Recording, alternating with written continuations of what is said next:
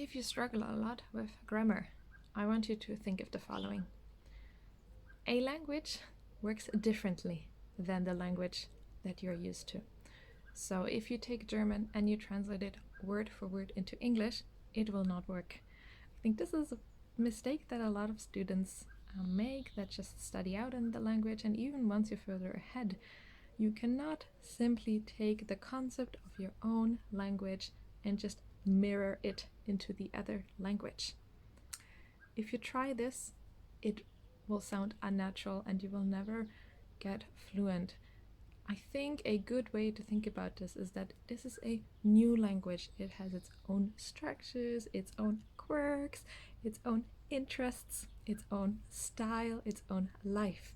And once you dive into this experience, once you allow your head to just soak in these sentence structures that you feel uncomfortable with, these expressions that you think make no sense for you, once you allow this into your world, once you allow this to become more of a lifestyle and you live the language a little bit more, then you'll be better at grammar.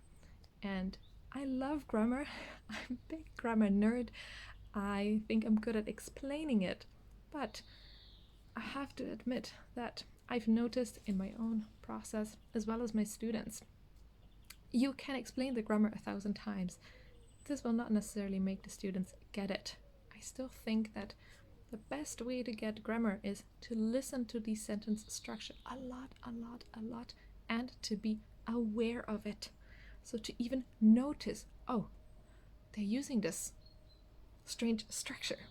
Yeah, for example, when it comes to the present perfect, this is something students struggle with a lot, or the present perfect continuous.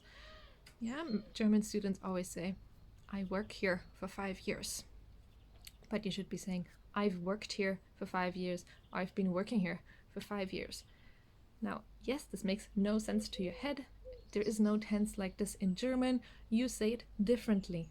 But if you listen to English native speakers say this a lot, it will just start sounding natural to you, and you will foster some sort of a gut feeling, I should say, right? The feeling in your stomach. And you will start saying things that just feel right.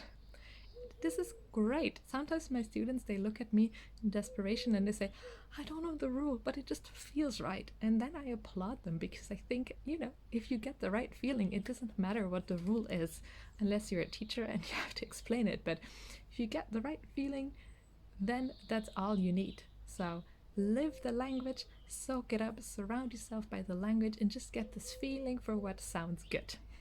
Keep studying.